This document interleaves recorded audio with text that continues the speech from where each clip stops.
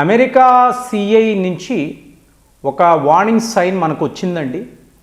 ఎప్పుడైతే ఒక దేశంలో ఇలాంటి స్థితిగతులు ఉంటాయో అక్కడ రీజిమ్ చేంజ్ అనేది జరుగుతుంది. అంటే ప్రస్తుతము ఎవరైతే ఆ దేశాన్ని పరిపాలిస్తున్నారో వాళ్ళు వెళ్ళిపోతారు. సో ఇలా చూశారనుకోండి, మహారాజా గంజ్ అనబడే ఒక జిల్లా, ఇది ఎక్కడ ఉంటుంది? ఉత్తరప్రదేశ్ నేపాల్ సరిహద్దుల్లో. ఇక్కడ జార్డాన్ బ్రౌన్ అనబడే ఒక సిఐఏ ఏజెంట్, ఇతను ఉత్తరప్రదేశ్లోకి వచ్చి అక్కడ ఉండే గ్రామస్తులు ఉంటారు చూసారా, వాళ్ళతో ఏవో సరదాగా మాట్లాడడం మొదలుపెట్టాడు. మెల్లమెల్లగా యోగి ఆదిత్యనాథ్ను తిట్టడం మొదలుపెట్టాడు. తరువాత మోదీ పాలన అస్సలు బాలేదు, మీ దేశము ఇలా కాదు కదా, ఇలా ఉండకూడదు కదా అంటూ మాట్లాడుతున్నాడు గ్రామస్తులతో.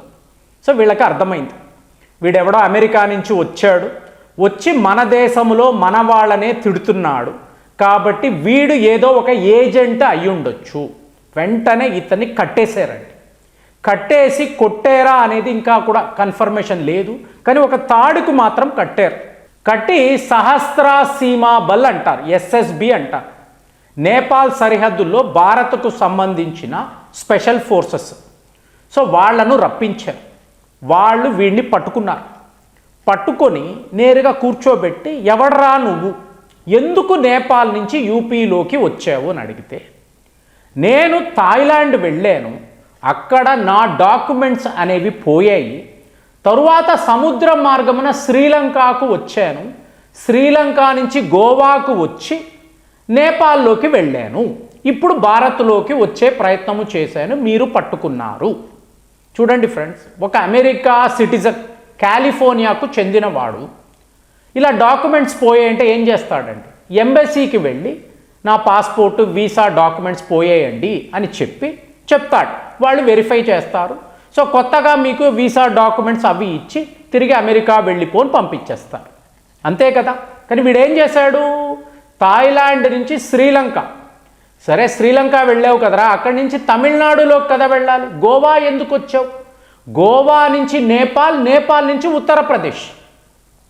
సో ఇవాళ వార్తలు ఏమిటి అంటే, ఎప్పుడైతే ఇలాంటి పరిస్థితులు ఉంటాయో మీకు దేశము చాలా చాలా ప్రమాదంలో ఉన్నట్టు. అందుకే అడుగుతున్నాను, ఒకవేళ మోదీ గారు లేరు, యూపీలో యోగి ఆదిత్యనాథ్ పాలన లేదు, ఎవరు వస్తారు, ఎవరు భారతదేశాన్ని పరిపాలిస్తున్నారు మీకు అనిపిస్తుంది? సో ఇది ఎప్పుడైనా జరగవచ్చు కదా, ఎనీ మూమెంట్ జరగవచ్చు. సో జరిగినప్పుడు నెక్స్ట్ ప్రధానమంత్రి ఎవరు అవ్వచ్చు ఆలోచించండి. ఇప్పుడు ఇండియా గ్రూప్కి సంబంధించి రాహుల్ గాంధీ గారు ప్రధానమంత్రి అవుతారా, లేదా ఇప్పుడు వీళ్ళు చెప్తున్నట్టు విజయ్ తమిళనాడు సీఎం ఇతను ప్రధానమంత్రి అవుతాడా? ఎవరు అవుతాడో మీకేమనిపిస్తుంది కామెంట్స్లో రాయండి. సో విషయం ఏమిటి అంటే, మీరు చూశారనుకోండి, క్యూబా, సిరియా, అలాగే వీళ్ళు మాట్లాడుతున్న బంగ్లాదేశ్, ఇక్కడంతా చూశారనుకోండి, ముందు ఈ సిఐఏ ఏజెంట్స్ ఎంటర్ అవుతారండి, నలువైపులా ఎంటర్ అవుతారు. ఎంటర్ అయ్యి వీళ్ళు లోకల్గా ఒక అన్రెస్ట్ను క్రియేట్ చేస్తారు. అక్కడ ఉండే యువత, అస్సలు మోదీ బానే లేదు ఇతని పాలన, ఎప్పుడు హిందుత్వ అంటాడు, అలా కాదు కదా, భారత్ అందరికీ చెందిన దేశం కదా, ఇక్కడ క్రైస్తవులు ఉంటారు, ముస్లింలు అందరూ ఉంటారు కదా, ఎప్పుడు ఈ హిందుత్వాన్ని ఎందుకు వీళ్ళు అంటారు, ఇది డెమోక్రసీకి విరుద్ధము, మార్చేయాలని ప్రచారం మొదలు పెడతారు. సో మెల్లమెల్లగా 1 year 2 yearsలో ప్రజల్లో ఒకలాంటి ఆలోచన వచ్చేస్తుంది. వచ్చి వీళ్ళు ఏం చేస్తారు, వేరే వాళ్లకు ఓట్లు వేస్తారు. మీకు క్యూబాలో ఇదే జరిగింది, యుక్రెయిన్లో ఇవాళ వరకు కూడా జెలెన్స్కీని ఎవరు కూడా ఎదిరించలేకపోతున్నారు, ఎందుకు? సిఐఏ ఏజెంట్లు ఉంటారు. సో ఇప్పుడు ఏమైంది, డొనాల్డ్ ట్రంప్ స్వయంగా ఒమర్ అబ్దుల్లా, ఒక ఎక్స్ట్రాడినరీ పర్సన్, ఎవరండి ఇతను? జమ్మూ అండ్ కాశ్మీర్ యొక్క చీఫ్ మినిస్టర్. నేను అతనితో మాట్లాడాను, చాలా చాలా తెలివైన వాడు, అద్భుతంగా మాట్లాడుతున్నాడు. ఎవరు? అమెరికా అధ్యక్షుడు జమ్మూ అండ్ కాశ్మీర్ యొక్క చీఫ్ మినిస్టర్కి ఫోన్ చేసి మాట్లాడుతున్నాడు. బాగుందా? ఏంటి, జమ్మూ అండ్ కాశ్మీర్ అంతా కూడా ఇవాళ సిఐఏ ఏజెంట్లు వచ్చేసారంట. సో మొన్న కూడా మాట్లాడాం కదండి, వ్యాన్ డాక్ అనబడే వ్యక్తిని మణిపూర్లో పట్టుకున్నారు. అంటే మయన్మార్ సరిహద్దుల్లో మీకు ఇలాంటి సిఐఏ ఏజెంట్లు యుక్రెయిన్ వాళ్ళతో కలిసి. సో మీరు గమనించారనుకోండి, నలువైపులా అమెరికాకు సంబంధించిన retired air force officers, naval officers, ఈ వ్యక్తి అయితే జార్డాన్ బ్రౌన్ అనేవాడైతే వాళ్ళ సీల్స్ అంటారు, నేవీ సీల్స్ అంటారు, దానికి సంబంధించిన కమాండర్. ఈ గ్రామస్తులు అతని షర్టును ఊడదీశారండి. మీరు చూసారండి, కమాండో ఎలా ఉంటాడో అలా ఉన్నాడు. ఆ హైట్ ఏంటి, ఆ బాడీ పర్సనాలిటీ ఏమిటి, పని కట్టుకొని భారత్లోకి వీళ్ళు వస్తున్నారండి. ఇవాళ అదే వార్తలు. సో ఎప్పుడైతే వీళ్ళు ఎంటర్ అవుతున్నారో వీళ్లకు భారీ ప్రణాళిక ఉంటుంది. సో ఇందులో మెయిన్ ఏమిటి, క్రైస్తవ కన్వర్షన్స్ అనేవి జరగడం లేదు. సో వీళ్ళు ఆపుతున్నారు, మోదీ, యోగి ఆదిత్యనాథ్ వీళ్ళందరూ ఆపుతున్నారు, వీళ్ళు ఉండకూడదు. ఇది ఫండమెంటల్ అయిన విషయం. రెండవది, అమెరికాకు వ్యతిరేకంగా మీకు ఒక దేశము అక్కడ రూలింగ్ ఉంది అనుకోండి, వాళ్ళు మార్చేస్తారు కదా, ఇదే కదా మీకు ఆనవాయితీ. సో దాని ప్రకారం భారత్ మీద వీళ్ళు పెద్ద లెవెల్లో ప్రణాళిక అనేది వేశారు. సో అన్ని వైపులా భారత్లో సిఐఏ ఏజెంట్లు, సో వీళ్ళు రెడీ అయిపోయి ఉన్నారు. మరి ఇప్పుడు భారత్ ఏం చెయ్యగలదు? అందుకే అడుగుతున్నాను, ఎవరు నెక్స్ట్ పిఎం అవ్వచ్చు? సో జమ్మూ అండ్ కాశ్మీర్లో, మయన్మార్ సరిహద్దుల్లో, ఇప్పుడు మనం మాట్లాడుతున్న ఉత్తరప్రదేశ్లో ఈ కుట్ర ఏ లెవెల్లో వెళుతుంది? కుట్ర అని కూడా అనకూడదు, వాళ్ళ ప్లాన్ ప్రకారం వాళ్ళు చేస్తూ పోతూ ఉంటారు కదండి. సో అలాంటప్పుడు ఇక్కడ ఈ మార్పు ఏమిటి, ఈ భవిష్యత్తు ఎలా ఉంటుంది? సో ఇదంతా ఆలోచించామనుకోండి, ఇప్పుడు వీళ్ళ డామినేషన్ ఎలా ఉంటుందంటే, ఇప్పుడు ఈ వ్యాన్ డాక్ అని అన్నాను కదండి, అతన్ని జైల్లో పెట్టారు.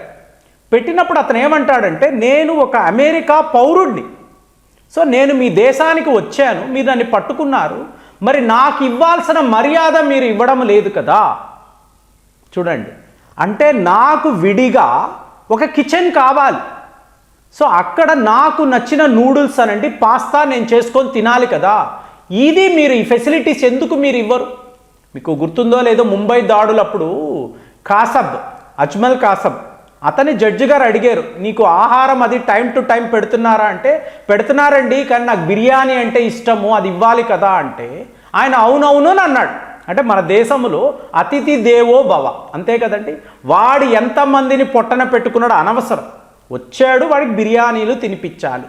మరి ఇవాళ పరిస్థితి మీరు చూసారనుకోండి, అమెరికాకు ఇది నచ్చడం లేదండి.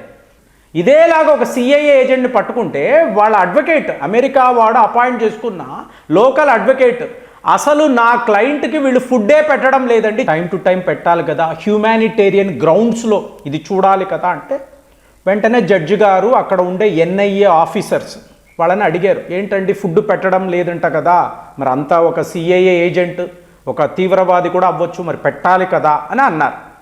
కానీ చూడండి దేశంలో ఎంత మార్పు వచ్చేసింది అంటే, ఎన్ఐఏ వాళ్ళు, సార్ జడ్జి గారు అతనికి ఫుడ్ పెట్టారా లేదా అనేది మా పని కాదు, ఆహారము పెట్టడం ఎన్ఐఏ పని కాదు, అతన్ని ప్రశ్నించడమే మా పని. సో ఇవాళ మేము అతన్ని ప్రశ్నిస్తున్నాం, ఎవరైతే అతనికి ఫుడ్ పెడతారో, ఆ బిర్యానీలు ఎవరు పెడతారో ఆ డిపార్ట్మెంట్ వేరు కదా, సో వాళ్ళని పిలిచి అడగండి అని అన్నారు. జడ్జికి ఎక్కడ లేని కోపం, నేను అడుగుతున్నాను, ఇదా మీరు చెప్పే జవాబు? సో ఇలాగే ఉంటుంది కదండి. భారత్లోకి వచ్చి ఏమైనా చెయ్యొచ్చు, కానీ మనము వాళ్ళని అడగకూడదు.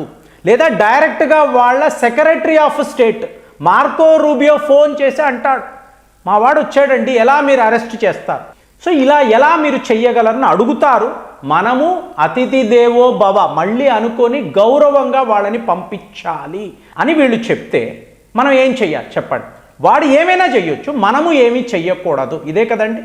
సో ఈ రూల్ ప్రకారము వీళ్ళకి నచ్చని ఒక ప్రభుత్వం, సో నచ్చని ఒక హిందుత్వ ఎజెండా, ఇదంతా వద్దు అని అనుకుంటే మళ్ళీ అంటే మీకు విజయ్ చెప్పినట్టుగా బ్రిటిష్ పాలనే మనకు కరెక్ట్, అది రావాలి అంటే అలాంటిది భవిష్యత్తులో జరుగుతుందని మీరు నమ్ముతున్నారా? మీ ఆలోచనలు ఏమి? కామెంట్స్లో రాయండి. మళ్ళీ వచ్చే వీడియోలో కలుద్దాం. జై హింద్.